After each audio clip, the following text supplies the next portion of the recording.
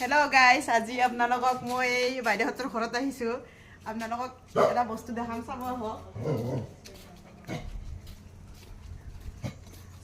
চব্জি বাগান দেখাম। এইবিলাক আপোনাৰ এইটো জেতুকা গছ, এইবিলাক মানে চব্জি আৰু ইমান ভাল লাগিছে। তাৰমানে আহি ঘৰৰ পৰা আজি ওলাই আহিছোঁ। এইবিলাক জলকীয়া,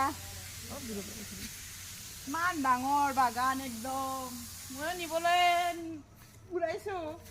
ফল লৈছোঁ, কোমোৰা লৈছোঁ, এইবিলাক জলকীয়া, এইবিলাক কোমোৰা গছ, এইটো বগৰী গছ, এই সিপিনেও বহুত আছে। ইমান ভাল লাগিছে, তাৰমানে আজিও ক'ব নোৱাৰোঁ আৰু মানে ইমান ধুনীয়া লাগিছে আহি। মনটোৱে ভাল লাগি গৈছে, সঁচাই কিবা এটা ভাল লাগি গৈছে।